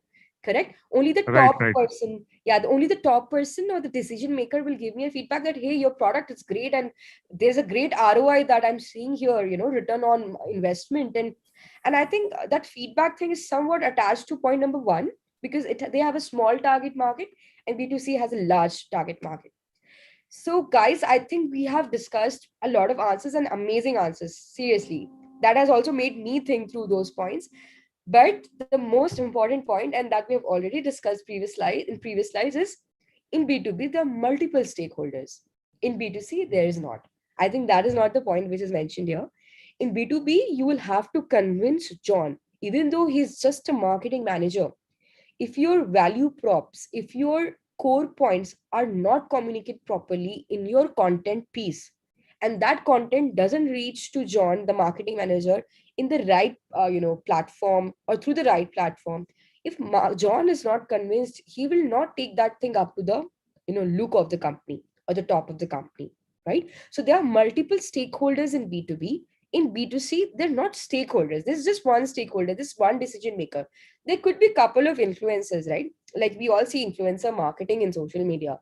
We see an influencer marketing something and we kind of get convinced, and wow, she's using this, then we will go and check out that product in their website, and we are still in the consideration phase of the purchase journey, if you could map, right? We're still thinking about it, but the influencer is kind of convincing us. But still, that influencer is not the stakeholder. That influencer influences us. But in B2B, what happens, there's so many stakeholders. You got to convince your technical writer, you got to convince your manager, you got to convince your solution architect, who kind of evaluates the technical this is the example of a B2B SaaS company that I'm quoting. But yes, there's so many stakeholders, and once step by step, they all are convinced, then it reaches to the top, and then they kind of, CIO, CFO evaluates the ROI, they evaluate the, they look into the bigger picture of the scene and then make a decision. So that is one major difference in B2B and B2C, guys. This you have to remember, because this is going to help you in your project in the next session, that there's so many stakeholders in B2B, hence there are so many jobs to be done, hence there are so many contents that need to be prepared for B2B. In B2C, your one customer could be very complicated. Okay, so one piece of content, hence maybe it's a very complicated piece of content, but just one or two pieces of content, of course, for each stage, mapped to each stage, not for the overall stage. But in B2B, in every stage also, you can have multiple stakeholders. So that is something that you ought to remember. And that is the key takeaway of this slide. All right, guys. So to put everything in a nutshell, we today discussed why do we need content marketing? What is content marketing? And if we are to do content marketing, what do? We try to understand about buyer's persona. We try to understand what jobs they want to get fulfilled. And once we have understood the jobs to be done, we have understood or know, we know about our buyer's persona, then what do? We kind of map them to their buying journeys and then prepare a piece of content to, make them or go them through that buying process. So that is the, that is what we wanted to learn through today's session, guys. And I hope you got all these points covered. And all right, so these are my top book recommendations, and I always end my sessions with book recommendations, because I guess it's not always that you can go and interact with a lot of customers or people outside, but these books are written with heavy research done, and they help you understand about, so many things that you can't even understand or can't even visualize. So top 5 neuro marketing book recommendations. And why do I put neuro marketing here, if you may ask? It is because here, through these books, you will try to understand about a customer psychology, okay, a user psychology, or basically the, like, how people think, how people act when they see an advertisement. Okay, when they see an advertisement, how do we make them, how do we get them hooked to the screen, right? How do we make them click on a certain ad, right? How do we persuade them to sign for the newsletter, to subscribe to the newsletter? And how do we nudge them or push them from consideration stage to the buying stage, right? So these are the different set of books, guys. I would say you should take a good note of it, because they will help you understand about customer psychology across B2B, across B2C, business models. And once you have understood about, this psychology of customer, it becomes very essential, it becomes very easy. I wouldn't say easy is a right word to use in content marketing, but yes, comparatively it's easy to write a piece of content that you can, provide to a certain customer in certain stage of the buying process. Else you would also, say that everyone, they want to write a great piece of content, everyone is coming up with great piece of content, then how would I differentiate myself? You will differentiate yourself by understanding more about your customer pain point. How do your customers, interact with a certain platform in a certain way, at what time of the day, what do they do in that platform? How do I behave on Instagram or Facebook or Twitter, but how differently I act on LinkedIn or through emails? My different thought process, these are the books that will help you understand about customer psychology, and hence about customer personas, which you can ultimately use to write a great piece of content, guys. So these are my book recommendations for you. And all right, coming back, or I think more or less we have covered all the points. So now it's your turn to ask me questions, and I'm open to answer to the best of my knowledge. If suppose I'm not able to answer you right away, please do reach out to me on LinkedIn. I'm open to answer your questions there also. In case you don't have an immediate question, your question comes later. But yes, the forum is open to you guys, and fire away. Get your questions coming.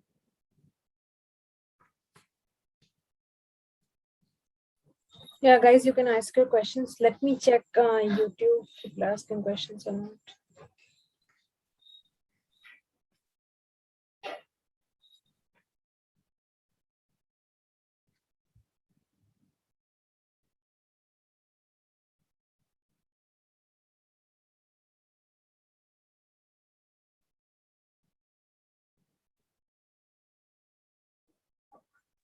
Any question, guys?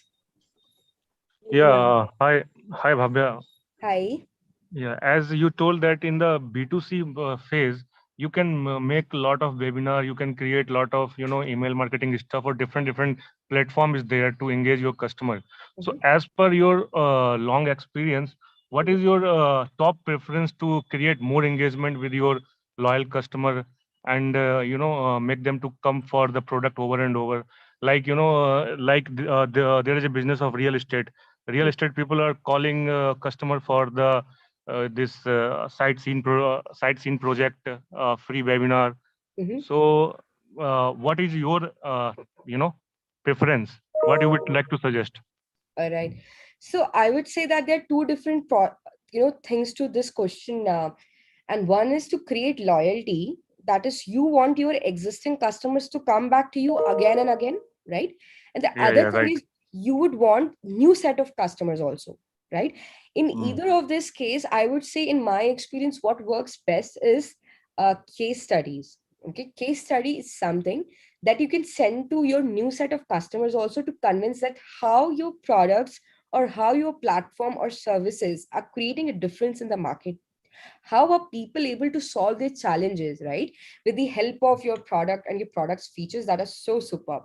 So you create a case study and then you send it to your new customers or customers who are kind of highly qualified, and then you show them and show them that how, okay, if you're since you have quoted the example of real estate, let's see, you put up a case story of how a family of three have built a beautiful home in your locality, and they're so happy. You show the kid enjoying different, the clubhouse and the gardens of the society, and how is the family feeling so safe in the community, right? So this is a kind of case study or something, a customer success story that you can create and send to a new audience so that they come and kind of evaluate different aspects of your real estate. Now to the existing customer, what you can do, and I always feel that is a great thing to do, and through content, I would say that you can write them emails to take their feedback regularly. This is how they feel very, very valued. Okay, so we are discussing two different things here. One is a case study for new audience, second is an email feedback loop where you go and ask them that what is your feedback, is this something that you need from us? Because in that case, what happens, people feel so valued that, okay, the real estate company is not looking at me just as a customer, but as a valuable entity, because that is why they're coming back to me again and again. And that thing you fulfill, take their feedback, and then of course your customer success team and other people of the company come to the picture. But I think sending them emailers to take regular feedback about their product, about their experience with the product or experience with, in this case, real estate property, should be very good activity. I And hope I also believe the word of mouth plays a very critical role in B2C marketing. absolutely. I think word of mouth is something that, that is what I think I mentioned when I said WhatsApp forward, right? When I Mhm. experience something great, I kind of send that link to somebody in my, like suppose recently I went to Pondicherry and I stayed in an Airbnb and I loved the experience there. So I forwarded that thing to a lot of my friends and they went and checked out the property, although they are not going right away, right? But still, they're going to consider that property whenever they went to go to Pondicherry. So word of mouth, of course, is a great thing, and I think that's an excellent, yeah, great point. Any other question, guys? I think we got a question from Virendra. He's asking what should be the strategy for video content for YouTube. Video content for, okay, so strategy is something that we're gonna go or touch in the second session, but I don't know what would be the your, if you're attending the second session or not. But video strategy for YouTube, what I think personally is, I know when I've gone to YouTube and I've been shown an ad, like we discussed about the goldfish conundrum, right? That everyone's attention span is just 5 seconds or 8 seconds. Even though the video finishes at 8 seconds, I'm gonna skip the ad in 5 seconds itself, right? So you need to make sure that in those 5 seconds in your video, you capture something or you put forward something in your video, something so strong that appeals to your audience very well. As in, if suppose you're of, let's take the example of Antwak only, okay? Now, Antwak's audience is someone who wants to interact with professionals, in a live setting. So in 5 seconds span, if I were to put a video, what kind of video would I put in YouTube? In that 5 seconds, I will just put a question mark on the screen. Do you want to interact with industry experts in a live setting? Or do you want your queries to be solved by industry experts in live setting? A question mark. And if it is so appealing to an audience, I would still wait and look out for how, because I know that there lies an answer to my why. So I'm going to stay for another, say, 10 seconds of the video. And that is how I'll go and visit Antwak's website. So YouTube video strategy could be that you should try to get your point clear. Don't talk about product features. Don't talk about capabilities in that 5 seconds or 8 seconds. Talk about users' pain point.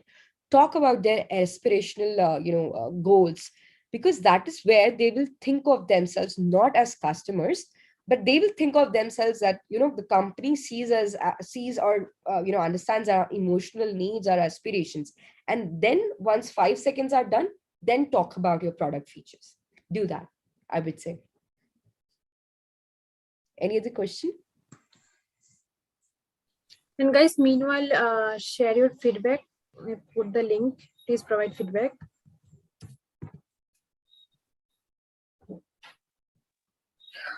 Okay, Bhavya, I have a doubt.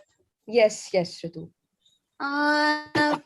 Suppose there's a scenario that we are not from the as a writer, we are not from the background of the technical aspects and all, and if there is some topic fired that we have to write on this topic, which needs to be covered all the technical aspects, as well as it should be a whole balanced content piece. Mm-hmm. So we have to start from the research, right? As we are not as we are new to the topic. So how should we start, and how should we make out the layout to just finish it fast, managing all the aspects to be covered, as well as getting the knowledge regarding that whatsoever is the content topic. Yeah. So I think, Ritu, since we're talking about technical products and all, right? So me being a product marketer in a technical company, the biggest challenge initially was to how do I put up the technical content, technical aspects of the product or the features in a content piece and yet make it very interesting. Okay. So to answer your question, of course, we start with research. We research about what the competitors are doing, what are their best practices, right? We research about what our audience want to see, our audience as in people who are interested in technical products. Then we understand about, and I think this is the most important part, you have to understand about the product features and capabilities very well. Because if you do not understand the technology, if you just have a superficial knowledge, you will never be able to nail down on the content. Okay, you need to understand the technology, you need to understand what lies in technology. I wouldn't say you need to become a solution architect or a data scientist. No, not that level of technical understanding that you build a technical product, but that level of understanding that you understand a technical product, because your understanding is going to translate into content piece, right? So apart from your research of what the competitors are doing, apart from your research from what the what the audience likes and how they want to engage in, apart from those things, put a major emphasis on understanding about the products. Trust me, you understand about the products or the technical capabilities, you have won half the battle. Okay, you have won half the battle, because you know that what exactly is the product, what is so special about it, and then you can connect that to customers need, and connect that to how you can make that content piece stand out better compared to competitors. So I would say, Ritu, apart from research, you need to have proper understanding of the technical product. That is why I will always say that marketing in SaaS gets a little tough. Okay. Yeah.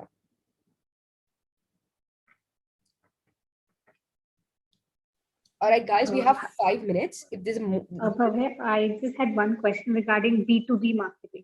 Yes, Sabita. So in B2B marketing, the repeat purchase will be usually based on need basis, right? It doesn't happen very frequently like the B2C market.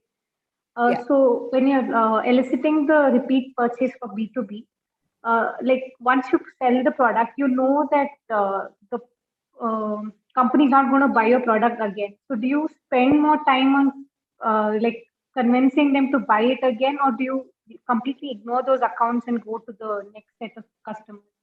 All right, Sabita. So there's one thing I think you need to understand, that in a lot of B2B companies, okay, products are not designed or uh, designed in a way that you buy it and the job is done. So what happens, they mostly have a subscription model. Okay, you buy a product and you subscribe for that product for a year or so, and then what you do, then you go back to your lead and understand that, okay, do you want to subscribe it for another year? If you subscribe it for another 3 years, we are giving you these many offers, right? So that sort of thing also happens in B2B, where you kind of have a subscription model. And so what you can do to make them, subscribe for another year. And I think this is where it's not just about marketing.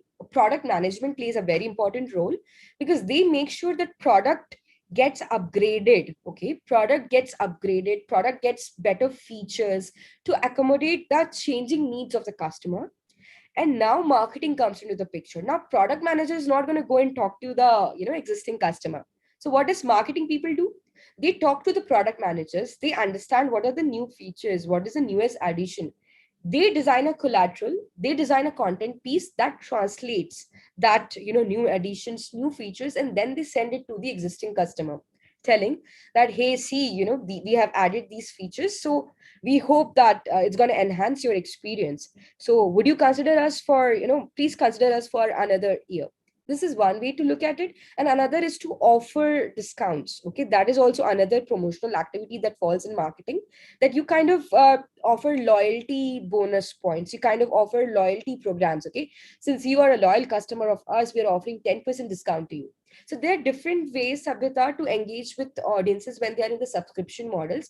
But let's, because you asked a question where, people buy a product and would they, buy it again and again for us, again from us.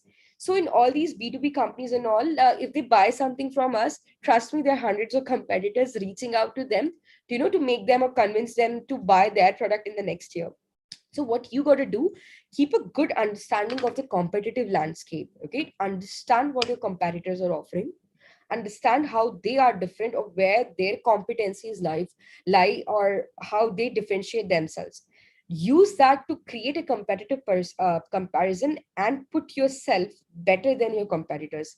Keep this sort of document or collaterals, content pieces ready, and send them to your existing customer time and again, so that even though the competitors approach them, they still hook to your product. They still want your product because they understand. So Sabita, I don't know if you'll be part of the next session or not, but there we will discuss about various content strategies, and also I'll talk about various frameworks and various tools you can use, and various sort of content types that you can use to engage audiences in both B2C and B2B. So that we will cover then. Thank you, Bhavya. Yes, Sabita.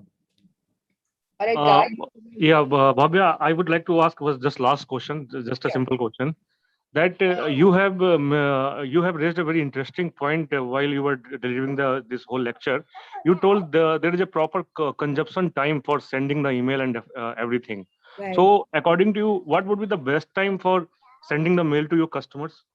Yes. So see, here is also the different thing. Okay, like not every email has one single purpose, right? There are different emails that go. One could be a newsletter.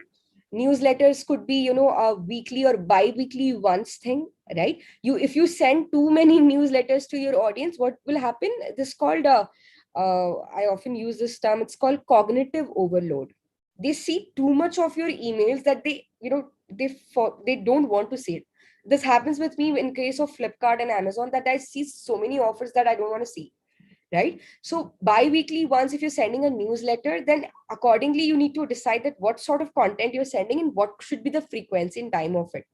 Now let's say you are sending them something which is like try a new feature and all. So normally it is observed that people are very active in the evening time, okay, around 4 to 6. This is normally in the marketing fraternity, it's called the tea time break. This is where people are bored of their work and all, they just simply scrolling through screen and whatnot. So here they want something leisure. So this is the time where you can send them some interesting content, okay, something which is doesn't talk about their job or work, but talks about something different, and kind of connect that story to your product. So this is what you can do if that is the sort of email content you have prepared. If it's a newsletter, then I would say don't overload them with newsletters again and again. Keep a very basic frequency. Keep the newsletter content very, interesting. I think people often miss this thing. They think of quantity over quality, right? Don't do that. Keep the quantity, kind of bi-weekly ones or even weekly ones. Focus more on the quality. Focus on the content of the quality. Trust me, if they're happy with the content quality, they might even end up reading it every day, right? For example, I love Ken articles. I love articles from Ken. So I watch out for their articles every second or third day, right? So it depends a lot on the content quality also. But of course, depending on different content types, you choose a different time of the day and send it out. Always try to think that if this is your persona, what is their consumption pattern? Okay, as in, do they, so if you are advertising about a coffee product, I think 4 to 6 p.m. is the best time to advertise or send a newsletter about, right, that this is a new Right, coffee right. machine. Yeah, because that is exactly what they want to get in that. Or in the morning, if you're talking about something new, they may not, because they're in a hurry to go and get a job done, their job, right, the actual job. So they might end up ignoring your mail. So accordingly, think about what they do, how they do throughout their day, and connect that with what you're offering. Right. So means as per your experience, that cognitive overdose is like a anti-gravity in nature. Yes. It will pull you back, right? Absolutely. I feel that. And this another, I don't know if that example is pertinent here, but still cognitive overload often comes with the, even when you have a very interesting content piece written, but the infographics or the, what you say, the creative that you create for your content piece, they look the same over a span of, time and period, people will start ignoring it, right? So what do you need to think? You also need to think about, coming up with innovative ways to write your content. Don't change it every second day or third day. Maybe once a month you need to look into that, okay, fine, I'm going to change the color of this creative, I'm going to put new infographics into this creative, because all right, this creative has gotten its job done. Now I need to come up with innovative ways to engage my audience, right? Yeah. So that Right. is also one thing.